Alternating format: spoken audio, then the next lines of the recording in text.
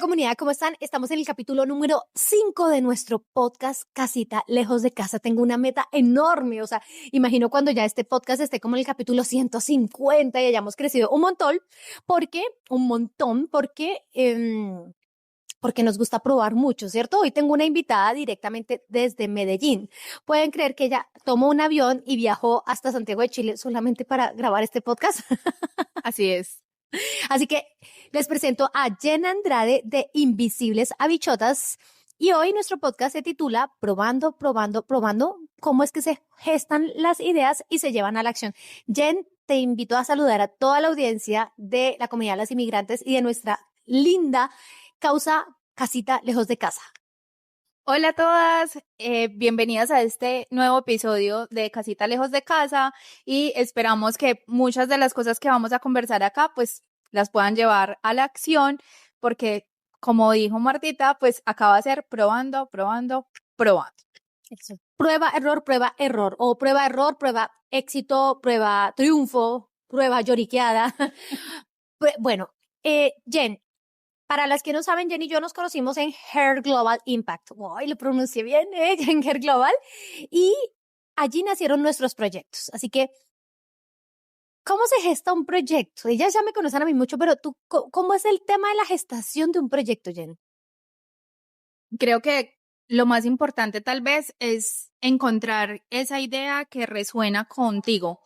Y no te podría decir que hay una fórmula, pero lo que sí sé es que hay algo que sientes en el estómago, en el corazón, que hace que digas, esta es la idea que quiero incubar y que con esta empiece a salir algo mucho más grande, como un propósito. Yo voy a ser chismosa, porque Jen llegó a Hair Global con otro proyecto, que era también muy potente, pero una termina haciendo eso que está dentro de uno.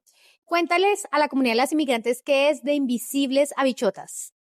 Bueno, Invisibles a Bichotas es una comunidad de mujeres donde lo que hacemos es empoderarnos, tener herramientas de seguridad y confianza para movernos por la vida, pero sobre todo también actuar desde el liderazgo propio hacia nuestros proyectos, hacia nuestros emprendimientos, hacia el rol que tengamos en una organización, porque no todas necesariamente tienen que emprender, pero sí lo que hacemos es llevar ese liderazgo desde la vida propia a todo lo que hacemos.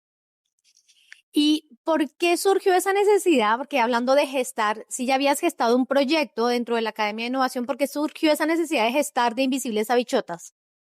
Bueno, realmente yo creo que hace mucho tiempo venía diciéndome a mí misma y seguramente a muchas otras personas también les había dicho, como yo quiero algo que sea un servicio y no que sea un producto, porque ya he pasado por toda esa parte, o sea, desde cosas que he hecho con mis manos hasta cosas que importaba y después vendía, pero decía como todo el tiempo, como yo quiero que sea más fácil. En el sentido de no hay que comprar Fácil, y sí. vender. Por eso digo, entre comillas, porque fácil no es, pero sí era algo que empezaba a resonar. Y cuando empecé como con este otro proyecto que era corporativo para la organización en la que hoy sigo trabajando, pues yo ya venía probando como pequeñas cosas de este proyecto que no sabía todavía cómo se iba a llamar.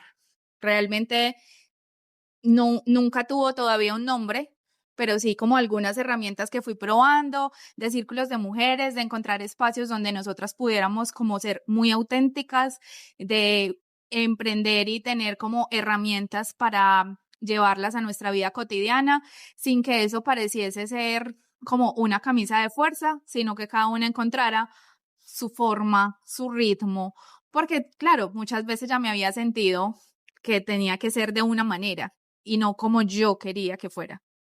Hay algo interesante que traes ahí, que es el tema de vender productos y ofrecer servicios. Y a mí también me pasó, porque cuando tú vendes productos, la gente siente que está pagando por el valor de lo que se está llevando de forma tangible, pero en lo intangible no.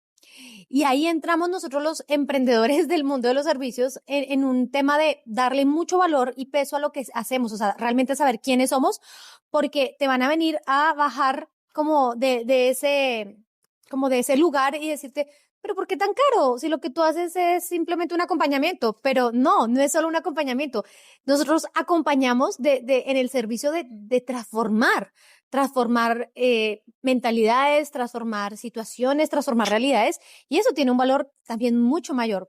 Entonces, cuando tú empiezas a trabajar con De Invisibles a Bichotas, ¿cómo fue ese desafío de probando, de que las mujeres conectaran con esos servicios y no te refutaran como, ay, ¿por qué tan caro? O ¿por qué voy a pagar por esto? Cuando es tan fácil pagar por unos zapatos o por una cartera, pero por un evento o por una Un sesión donde taller. van a tener un cambio de mentalidad, les cuesta. ¿Cómo fue ese proceso? Bueno, lo primero es que creo que este momento es importante porque hizo parte de ese probar, y era cuando yo me presenté en este lugar donde Marta y yo nos conocimos, pues yo dije que yo no quería ser una guerrera, que quería ser una bichota y que además me gustaba la música de Karol G. Eso fue lo que a todo el mundo le resonó. De hecho, muchas personas hoy, cuando vengo de visita, creo que no se acuerdan de mi nombre, se acuerdan más de esa palabra bichota. Y ese fue importante porque eso me lo había dicho como, eso fue en agosto del 2023, y en los deseos de nuevo año del 2022, mi mejor amiga me dijo, yo quiero que el próximo año tú seas una bichota y no una guerrera.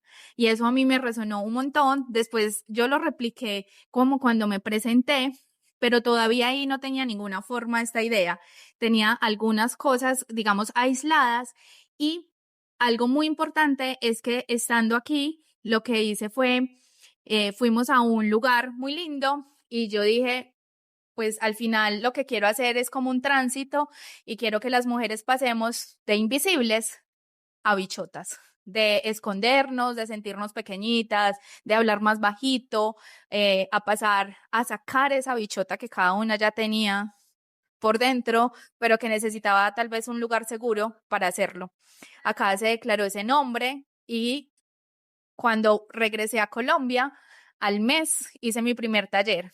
Y algo ahí importante, en ese momento de intentar cobrar por lo que yo iba a hacer, lo que hice fue como un testeo básico de más o menos cuánto cobran por los talleres, lo que yo empecé a ver en mi ciudad, y dije, está más o menos entre este y este valor. Yo a mucha gente le había dicho que iba a hacer un taller, la verdad es que yo todavía no tenía estructurado cómo iba a ser el taller, pero yo a todo el mundo empecé a contarle mucho tiempo antes, incluso antes de declarar que se iba a llamar de Invisibles a Bichotas. Yo empecé a decirle a todo el mundo que iba a ser un taller y que iba a ser sobre herramientas y que iba a ser del ser y que iba a ser de acompañamiento. Realmente no tenía ninguna idea de cómo iba a ser el hilo conductor, ni de qué iba primero y qué iba después. Yo no tenía ni idea, pero lo que hice fue empezarme a convencer, porque creo que de alguna manera lo que hice al probar, fue que cada vez que yo se lo decía a alguien, de alguna manera yo misma me convencía. Y el convencerme a mí misma hizo que cuando llegó el momento de, ahora sí, vamos a convocar quiénes van a ser las primeras que van a vivir este espacio, pues yo le envié la invitación a muchas de esas personas a las que les había contado que iba a tener un taller. Ya sí tenía nombre, me metí a Canva, hice una invitación con lo que yo tenía en ese momento, no esperé a nadie, lo hice con lo que tenía en ese momento, cogí una pieza de plantilla, hice una, se la envié a esas personas y 7 personas dijeron que sí. Y esas fueron las primeras. Y alusivo al nombre que le hemos puesto a este podcast, ¿qué significaría probando? Lo que significa es que hay que iterar muchas veces, que hay que probar muchas veces, que hay que intentarlo de una manera, y si no es por ahí, pues no pasa nada, la vida no se está jugando ahí, ajustamos y volvemos a intentarlo. No hay una fórmula mágica, no hay un secreto, hay estructura detrás que te ayuda a decir, bueno, esto no funcionó, ajustémoslo rápido, no enamorarse de, creo que algo que siempre me ha funcionado es como no enamorarse de la solución, solo del problema. Y cuando recordé como por qué nace de Invisibles a Bichotas, entonces ajusto en tiempos, ajusto en las formas, pero que la esencia no se pierda, porque esa es la razón. Eso es importante porque justo cuando llegamos a la academia nos decían eso, ustedes están muy enamoradas de la solución y está bien, o sea, las soluciones están bien, ya están hechas. Incluso no es que estamos inventando la rueda, pero es cómo poder enamorarse más de la problemática que vive a quien servimos. Y es algo que cuesta, porque una parte de nosotros es como lo que yo hago es lo máximo, sí, eso es lo que sentimos, pero ¿cómo puedo hacer que esa persona al otro lado conecte con esto que estoy haciendo y realmente conecte con su dolor? ¿Cómo fue ese proceso contigo cuando empezaste a descubrir cuál era la necesidad que resolvías en De Invisibles a Bichotas y empezaste a probar? Lo primero fue que empecé a probar algo que yo denominé un amorómetro. Entonces era como, ¿cómo llegas a esta sesión? Y después de todas las herramientas que te muestro, ¿cómo te vas? Y cuando empezaba a ver que generalmente o seguían iguales o aumentaban, pero nunca bajaban, dije, pues por acá es. Y eso me daba respuestas de si sirve, si funciona.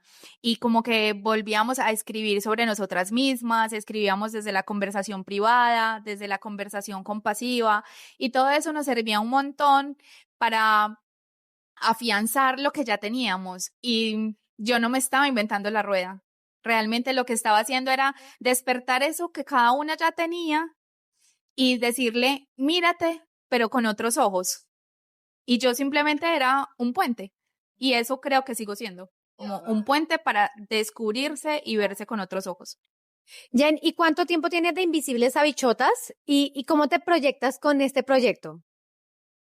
Bueno, de Invisibles a Bichotas nació en agosto del 2023 como proyecto, llamándose que iba a ser un taller y todo lo demás. El primero se hizo el 14 de septiembre del 2024, perdón, del 2023 y pues ya llevamos 2 años y medio. O sea, que nuestros proyectos tienen Lo No, mismo. nuestros bebés nacieron casi al tiempo.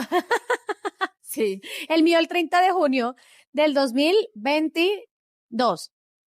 Sí, del 2022. Y el tuyo el 17 de septiembre, 13 de septiembre. El 14 de septiembre del 2023. Fue en el 2023 porque fue cuando nos conocimos en Mero Global. Sí, verdad. Fue en el 2023. Sí, exacto. Tenemos 2 años ahora. ¿Tienes otro bebé más, otro proyecto más? Cuéntanos un poquito de qué trata y por qué se gestó ese proyecto. Bueno, esa otra iniciativa se llama Nos Tenemos. Es una iniciativa que, si notan, también habla como de tener red, de acompañarse, y al final es como un pequeño hijo de Invisibles a Bichotas, pero lo más importante es que surgió con dos amigas que estaban pasando por su proceso de cáncer de mama. Y lo que hacemos es acompañar mujeres, acompañantes y cuidadoras también de quienes están transitando un cáncer de mama. Iniciamos con cáncer de mama, pero nuestra idea es llegar después a otro tipo de diagnósticos, entregando prótesis tejidas para mujeres con mastectomía, que aún no tienen su reconstrucción mamaria. En el camino fui conociendo otras cosas, como un dispositivo que permite leer alteraciones del tejido mamario, y eso también es una forma preventiva. Pues lo que hago también de Invisibles a Bichotas es precisamente como bienestar, todo lo que nos sirva a nosotras para empoderarnos y liderar nuestra vida. Y eso incluye desde formarse, desde aprender, desde el tema de bienestar propio y del cuidado propio. Entonces, esa es esa iniciativa en la que hemos estado entregando prótesis tejidas, y bueno, una de esas mujeres ya no nos acompaña en este plano, pero pues seguimos con esa misión también como una forma de honrar la vida. Jen, y mira, yo siempre les hablo a ellas en la comunidad porque vamos a enfocarlo un poco más en ellas, de siempre hay que respetar el proceso, porque el proceso no es el mismo cuando tienes un compañero de vida que te apoya, cuando estás sola, cuando tienes hijos, cuando estás sola en este país y no tienes una red, o cuando tienes los recursos económicos. ¿Qué les dirías tú a las inmigrantes que están emprendiendo sobre el respeto hacia el proceso, porque incluso nuestros procesos, a pesar de que nacieron en el mismo tiempo, han sido diferentes. Y aún así los dos, yo considero, son realmente exitosos porque cada uno tiene un para qué. Sí, y cuando está muy claro el para qué, uno no empieza a compararse. Y las inmigrantes muchas veces caen en eso. Es como, pucha, esta tiene más seguidores. No, no pasa nada. A lo mejor la que tiene menos seguidores está vendiendo más, o a lo mejor la que tiene menos seguidores está más conectada con un propósito, o está generando un impacto que va a ser más sostenible a largo plazo. O sea, whatever, pueden ser muchas cosas. ¿Qué les quisieras narrar a ellas acerca de lo que es respetar el proceso? Lo más importante es entender que lo hacemos desde el lugar más auténtico. Cuando tratas de parecerte a alguien o de parecer que tu proceso se parezca al de alguien más, lo único que pasan son desastres.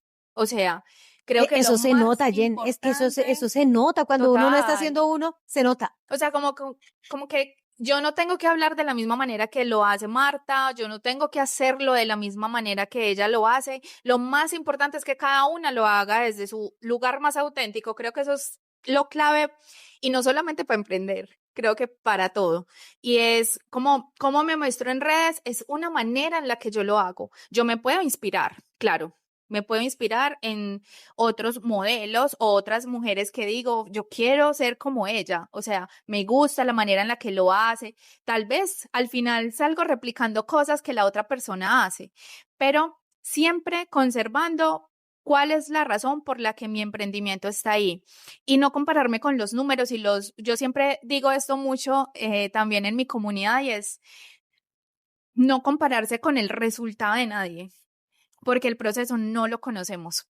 Y el resultado es lo que a veces se ve en las pantallas. El resultado es a veces cuando vamos a un evento y vemos todo súper bonito, pero todo lo que sucede antes del evento, todas las conexiones que hiciste, todos los invitados que trajiste, toda la preparación que tuviste, nadie la conoce. Y al final tú te sientes como frustrada o comparada con un resultado pero no sabías cuál era el costo de ese resultado. Entonces sería como muy injusto solamente fijarnos en el resultado y no en el proceso, además porque creo que en el proceso se viven demasiadas cosas. Y aquí hay algo también muy importante y es que cuando emprendemos, eh, y más siendo migrantes, porque ese fue mi caso alguna vez, este no es el primer emprendimiento que yo tengo, arrancamos sin tener muy claro el para qué. O sea, igual es válido la que dice, quiero emprender porque quiero dinero, quiero emprender porque quiero impactar la vida de las personas, quiero emprender porque quiero, no sé, whatever, lo que sea. Pero en esa etapa del pivotear, de crear, de gestar, como hablábamos al inicio, ¿qué les dirías tú a ellas que debe uno hacer como ese checklist antes de iniciar? Porque muchas arrancan por impulso, o sea, simplemente es como, no, voy a hacer eso porque lo están haciendo más personas y deja plata. O voy a hacer esto porque veo que otra persona lo hace, que hablamos de la autenticidad y yo quiero ser como esa persona, pero no estoy trazando un camino de cómo quiero que sea mi camino. O sea, pues si bien voy a hacer lo mismo, cómo quiero que sea mi camino. Entonces, ¿cómo les hablarías tú a ellas desde el proceso de la gestación de la idea, desde antes que esa idea ya se aterrice a un plan? Creo que una de las cosas más valiosas que se pueden hacer es hacer como un primer piloto. Y ese piloto puede ser incluso dibujado, escrito, ese prototipo. Lo puedes hacer de mil maneras. Eso que yo hice al decirle a mucha gente que iba a hacer, por ejemplo, un taller y que yo no tenía ni la más remota idea de cómo iba a ser. Pero empezar a hacer eso, lo que me hizo fue entender qué cosas resonaban con la gente. Habían cosas que yo cuando les comunicaba, ellos decían como pues si se quedaban como pensando mucho, yo decía, bueno, tal vez esto lo tengo que afinar mejor, lo tengo que comunicar de mejor manera. O cuando veía que se abrían los ojos o que como que los ojos brillaban, decía, este tipo de cosas, ese tipo de respuestas que a veces se dan con el cuerpo y no necesariamente con las palabras. Eso es fundamental, es aprender también a leer qué está pasando en esa gente a la que tú quieres compartirle lo que haces, sea un producto o sea un servicio, pero también aprende a escuchar. Creo que es importante esa parte porque escuchar y escucharse, porque Ujú. una cosa es lanzarse e invertir y perder, y la otra es empezar a aprender a pivotear a bajo costo. O sea, voy a probar esto y si funciona, no voy a hacer una gran inversión, sino empezar a trabajar más la creatividad. Muchos inmigrantes me dicen, no, pero es que yo no soy tan creativa. No, todos podemos desarrollar de alguna otra forma la creatividad para así pivotear a bajo costo y así si nos equivocamos, no perder y no desanimarnos, porque muchas emprenden, invierten en cosas, luego se quedan con, o sea, páginas web hechas o productos comprados, sí, porque incluso también me pasa que todas creen que al inicio tienen que registrar su marca porque hay mucho eso, registrarla ya. No, Yo cometí ese error de registrar la marca yo lo he porque hecho. ya, tocaba ya y perdí 500,000 pesos que hoy en día sé que me hubiesen podido servir para otras cosas.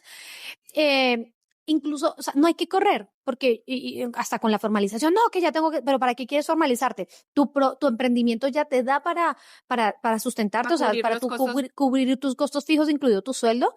Entonces no hay que correr ni dejarse llevar por esas luciérnagas que te van diciendo en el camino, hoy te saturan de información como, no, hay que hacer, no, hay que ir respetando tú, o sea, vivir el proceso es respetarlo. Ok, me voy a formalizar al momento que sienta que esto ya debe formalizarse, me voy a registrar esta marca si veo que esto necesita ser registrado y voy a validar, que es la palabra clave, que esto puede funcionar a largo plazo, porque es una pregunta que ellas no se hacen, ¿cómo yo me veo haciendo esto a 4 años, a 5 años, a 10 años? ¿O esto es nada más como una luciérnaga fugaz en mi mente que va a durar nada más mientras se me pasa la emoción y ya? Entonces, eh, ¿cómo es eso? Yo pivoteé con toda mi creatividad y a cero costo. ¿Cómo fue contigo?